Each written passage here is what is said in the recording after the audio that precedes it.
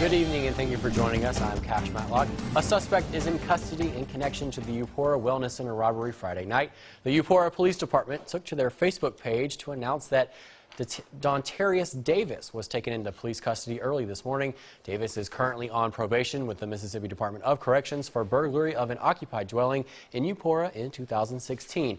On Friday, just before 8 p.m., an African-American male wearing a dark hood and a blue rag over his face entered the Wellness Center in Eupora, armed with a screwdriver. The suspect demanded money from the clerk. After taking $40, the suspect then demanded that the clerk take him to the Regions Bank down the street. Once at the bank, the suspect forced the clerk to withdraw $200 more. After taking the money, the suspect ran away. Bond has not yet been set for Davis. We're going to have more information as it becomes available. Developing tonight, we now know the identity of one of the two inmates who died earlier in the week at Mississippi State Penitentiary in Parchman. The Mississippi Department of Corrections says Timothy R. Sharp, who was serving a 20-year sentence for sexual battery and child molestation, died Friday at the prison hospital. He was 61 years old. Authorities are waiting to release the name of the second inmate until all relatives have been notified. The statement didn't give any details about the deaths. In a news release Friday, Sunflower County Coroner Heather Burton said there was no evidence of foul play in either death. Autopsies were planned in both cases. We're going to have more information as it becomes available. Y'all may have heard on social media by now, and while many of us wish it wasn't true, I am leaving WCBI. Tonight is my last night. I want to say thank you to everyone in that this is a decision I've made. I'm a man of faith. And Scripture tells us that you can make many plans, but the Lord's purpose will prevail. That's from Proverbs 19:21. I've loved my time here. I've loved getting to know each and every one of you, and I've been thankful for all of the great memories we've made. But this is a chance for me to move out of my comfort zone and become follow Jesus and be a man of faith. So thank you for welcoming me into your homes. We've had lots of great memories. Still, though, the weather staying active here. We've got more rain and storms on the way. I'll tell you more about that, as well as how much rain we expect and when the sunshine will return, coming up in just a bit. Federal and state authorities are urging calm as the number of suspected cases of coronavirus rises in the U.S. The Trump administration plans new screening procedures of passengers coming from higher-risk countries such as Italy and South Korea. The World Health Organization said Sunday the virus has reached 64 countries. CBS News has the latest from Los Angeles. There is no need for panic. There's no need to be frightened. Rhode Island joined the growing list of states to report their first suspected case of coronavirus. This was an individual in their 40s who recently returned from a trip to Europe, which included time in Italy, France, and Spain.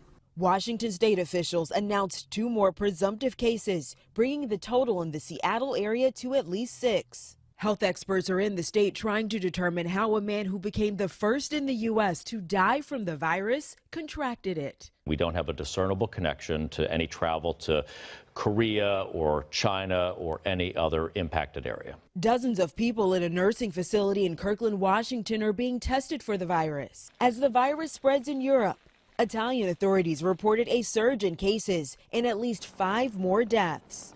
The canals of Venice, usually packed with tourists, were eerily empty. I want to go to see the Mona Lisa.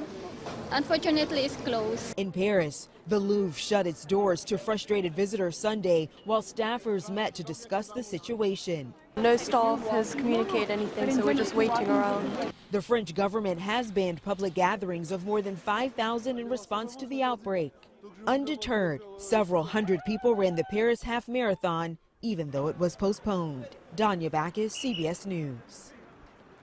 A second death has been linked to the coronavirus out of Washington tonight. Well, moving on, Cason Water District in Nettleton has issued an emergency alert and a boil water notice for the following roads: 1203, 1205, 1277, Highway 6, Butler Road, and Metz Road, plus all adjoining roads to these main roads. There was a scheduled water outage this morning from 10 a.m. to 12 p.m., and these roads will be under a boil water notice until further notified. If you've received an email from Columbus Mayor Robert Smith asking for money, It's not real. Public Information Officer Joe Dillon says a fake email allegedly signed by Mayor Robert Smith has been circulating. In the email, the person pretending to be the mayor is asking for residents to buy Google gift cards and then send the card number to a third party. Dillon says the wording on the email makes the reader think it's urgent. He says it's compelling and easy to believe that you're helping someone, but readers are being scammed. The mayor's office says if you've received one of these messages, it's best to just delete the email or text without replying. Sometimes when you make a wish, it comes true. And that's the case for one local girl and her family. Our Savannah Gato joins us live in the studio with more on the story. Tears were shed, but happiness filled the room. Family and friends of Kensley Brewer gathered together to see her ultimate wish granted.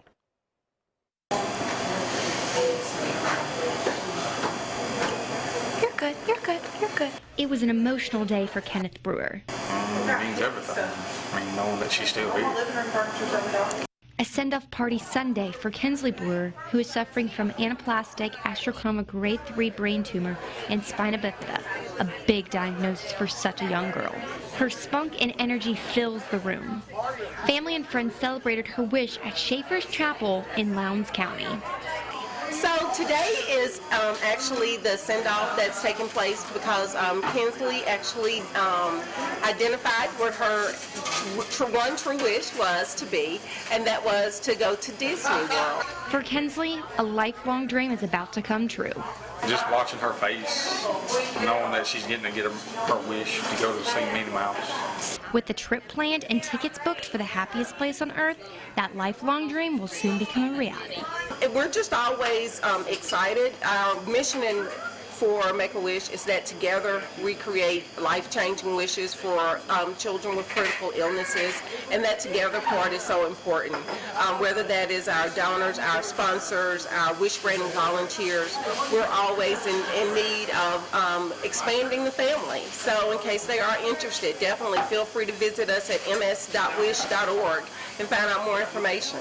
We locally here in Mississippi, of course, through our chapter, make the wish possible. That means making sure that everything is kind of covered so that the family has a stress-free time. The party was provided by Make-A-Wish Mississippi. Kensley and her family will leave Saturday for Disney World and SeaWorld. Well, by now, either you've gotten sick or you know someone who's gotten sick. Coming up on Mom to Mom, some tips on how to keep the cold and flu away. Stay with us. Watching WCBI News at 10 p.m. with Cash Matlock. Welcome back, everyone. 2 new films invaded the box office top 5 this weekend, and one was a surprise. David Daniel has the Sunday estimates. Bad Boys for Life recorded a 7th straight weekend in the top 5. $4.3 million gave the threequel a domestic total of $197 million. The Japanese anime adventure My Hero Academia Heroes Rising debuted in 4th place, earning $5.1 million in fewer than 1,300 theaters. The Call of the Wild romped to a 3rd place finish on ticket sales of $13.2 million. That's not good. Sonic the Hedgehog lost the top spot, but $16 million gave the adventure 2nd place and a domestic total of $128 million. Plenty of people saw The Invisible Man, which opened at number 1, earning $28.9 million. In Hollywood, I'm David Daniel. Well, with all the changing weather and a change of seasons just around the corner, there's a high probability of your child getting sick. Today on Mom to Mom, a few tips to help you get prepared. When your kid comes at you in the middle of the night saying they don't feel well, coughing and sneezing all over the place, will you be prepared? You will be after watching today on Mom to Mom. It never fails. When your kids come at you in the middle of the night saying, I don't feel well, there's usually something you just don't have. That's why having a sick survival kit will help you get through those stressful, overwhelming nights where you don't have to go to the store. So the first thing that you're going to need is a bin to store it all in. Then one of my favorites is having grape juice on hand. I don't know if you know about this little hack or not, but if somebody gets a stomach bug, everyone in the family, if they chug this 3 times a day, it helps keep that stomach bug away. way. Some other things that we have here is Lysol, of course, Pedialyte, which is really good for those electrolytes. We've got some vitamin C. You want to stock up on vitamin C to make sure. We've also got chicken noodle soup. You know, that's just comfort food. We've got some applesauce because, you know, when you're sick, you just don't want to eat that much. There's also things in here to help with the nose. Of course, they have yucky running noses that helps wipe that away. We've got tea. We've got all kinds of really good stuff. So whatever works best for your family, you want to stock up on that so you have it ready to go for those sick days. So definitely make yourself a survival sickness kit, or you can actually send one to your friend that might be sick. Fill it with all the goodies, send it right over. And as always, moms, we'd love to hear those wonderful ideas. You can post them on our Facebook page, and we'll see you on the next Mom to Mom. Seems like all the changing weather we've had, bringing the sniffles, the sneezes, a case of snuffleupagus, whatever you want to call it. It's just been bad, hasn't it? More rain and storms are on the way, unfortunately. We do stay mild with temperatures, though. We'll talk about that and much more right after this. CBI First Alert AccuWeather Forecast with meteorologist Jacob Dickey. What a beautiful weekend we enjoyed out here, didn't we? Temperatures nice and warm, lots of sunshine, keeping things dry for a change. Even tonight, things are not bad out there. It is 60 at Durham's Pharmacy in Vernon, Alabama. Many of us still in the upper 50s and lower 60s out there this evening. Very pleasant, dry, a bit breezy with south winds continuing at 5 to 15 miles an hour, sitting at 61 in Aberdeen. All of us will be dropping down into the low to middle 50s tonight. 54 in Columbus and in Macon, 53 in Starkville, Winona at 54. I've also got 54 tonight in Bruce. Tomorrow, more rain and storms are expected. We will see them move in overnight tonight. The morning hours will have the best chance, but I won't rule out some scattered showers and storms throughout the day on Monday. Back to the upper 60s. Some of us will get to 70, but we all keep the winds out of the south at 5 to 15 miles an hour. Nice and warm in Shannon, getting to 67 there for a high, 68 in Pittsboro, Smithville and Hamilton at 67. More rain and storms as well into West Alabama. Kingville at 67, 68 in Ethelsville and in Carrollton, Detroit at 66. Some 70s popping up on the board south of Highway 82, 70 in Mayhew and in New Hope, 70 also in French Camp, 69 in Bell Fountain. Here's what we expect overnight tonight. Some batches of rain and storms moving on in. No severe threat overnight tonight, but you may wake up to a rumble of thunder. The showers will likely continue on and off through the day Monday. And really the pattern here suggests that we see these rounds of showers and storms come on through. So more rounds into tomorrow night, overnight into Tuesday morning. And then more rain is expected to fill back in late Tuesday into Wednesday in the region here. So these rounds of showers and storms will continue to pass on through. And that's when some of that rain could add up. Now, Monday and Tuesday, I will advertise a level 1 risk. That's mainly for a few stronger gusts of winds and maybe some small hail. Very low tornado threat. I'm not really worried about that. And overall, the threat really isn't that impressive. We just can't rule it out, so we'll keep you updated right here. Here's what the level 1 risk is for Monday, generally north of US 82. On Tuesday, it pushes to the south a little bit, but regardless of the color, just be aware in case you get a heavier shower or storm. Wednesday, then, that threat is well off to our south, more for Louisiana and South Mississippi. Here's why we have to watch Monday into Tuesday. Our first area of low pressure is just to our north, south of the warm front and east of the cold front. South of that low is where we can see some stronger storms, and that will keep us on the table here. The good news, though, is our boundary will push south quite a ways, and what that does is keeps the warm, unstable air away, brings us some cool rain, though, and our area of low pressure will form and stay to the south of us. Good news if you don't like severe weather, maybe not so much if you don't want any more rain. When all is said and done, by rain leaving Thursday morning, we expect 1 to 4 inches of rain with some higher amounts possible, and overall that main low will stay to the south of us as that boundary pushes through Tuesday and Wednesday, keeping that severe threat south, but generally north of a low pressure like this, you'll get that heavy rain. And that's why we think that will add up. Futurecast saying widespread across the Twin States, 1 to 3 inches with locally higher amounts. Some spots 4, maybe 5 inches are possible through Thursday. I will say this, the rivers will rise some, but I do not think nearly as much as they did in February. Of course, the river updates you can get on the WCBI mobile app. As a parting gift, I give you more rain Monday through Thursday. I'm just kidding. That's not me that does it. What we do expect, though, is more sunshine as we come into Friday, Saturday, and Sunday. Another beautiful weekend. Seeing some seasonal spring-like temperatures in the 60s into the weekend. A rivalry renewed. Mississippi State and Ole Miss meet for the second and final time to close out the regular season. Courtney has her full recap next in sports. WCBI Sports with Courtney Robb. Mississippi State and Ole Miss wrapped up the regular season this afternoon, and normally I'd be referring to the matchup as a rivalry. However, spoiler alert, the Bulldogs picked up the team's 13th straight win over the Rebels, which got me thinking, can you even call that a rivalry anymore? Because not only has Ole Miss not seen a win over State since January of 2014, since then, the Dogs outscoring the Rebels on average 72-53 per game, which makes the games just seem more like regularly scheduled wins for State and not so much competitive basketball. Let's get to Oxford. Interestingly enough, the Rebels looking like they had a chance early on against the Bulldogs. Early in the first, guard Jordan Danbury on the run finds forward Chloe Bibby inside, off the glass. It's 6-0 MSU.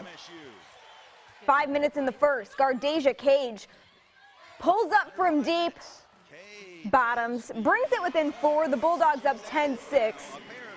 Seconds remaining in the first quarter. Off the inbounds pass, forward Jessica Carter getting the layup to go, and one while she's at it. State takes a 22-17 lead. Let's move to the second quarter. Under 8 minutes remaining for Dominique Banks. In traffic with the jumper. Knots it up at 24. Under 5 remaining in the half. The Rebels off the rebound. The huge lob to Cage. Spin move. Pulls up for the J. Rebels take a 1-point lead, 28-27. And right before halftime, guard Aaliyah Matharu ready in the corner for 3. Splash. Bulldogs leading 44-32 at the break. Let's move to the second half. Danbury taking this one to the inside. Pulls up, drops it in, caps off a 20-point unanswered run by State. Up 52-32. Fourth quarter, 7 and change to go. Matharu again from the corner for the fadeaway J. Matharu leading the day with 24 points and 4 rebounds. 10th ranked Bulldogs ending the regular season with the 84-59 win over Ole Miss. Here's some reaction after the game. First 19 minutes was a preview of what it'll look like starting next year as far as the Mississippi State Ole Miss rivalry. I thought that we came out intimidated. I don't know if intimidated is the word, just nervous, anxious. And really wanted to play our best basketball after we got them settled down. I thought that we started to execute the game plan. To be 25-5, I'm just telling you, I'm awfully proud of them. It's really hard to do. It's hard to go 16-0 in the league, and we've done that. It's hard to go 15-1 in the league. We've done that. And this team going 13-3 in the league this year, it was extremely difficult. And again, my staff deserves so much credit, and these kids deserve all the credit. Really, they continue to work, and they let us coach them. Now that the regular season is officially over for women's basketball, we can move into March, and the madness kicks off in just 3 days at the women's basketball SEC tournament. Here's the current set bracket for that. Ole Miss getting the 14 seed. The Rebels will be playing day 1 on Wednesday, March 4th in the first round, and their opponent will be the 11th seeded Missouri team. The Rebels, if they can pull off the win against the Tigers, not only will this be the first SEC win that Ole Miss has had all season long, they will also advance on to play the 6th seeded Tennessee team on Thursday in the second round. Now, in case of Mississippi State, they do earn that 2 seed right there, which means they will play in the quarterfinals to start things off on Friday, earning a double bye.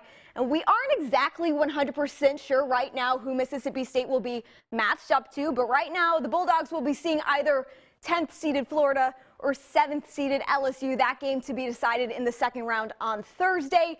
The tournament from there will go on and so forth until the championship on Sunday. WCBI will be in Greenville, South Carolina, bringing you all of that action. Make sure you follow along with us while we're down there.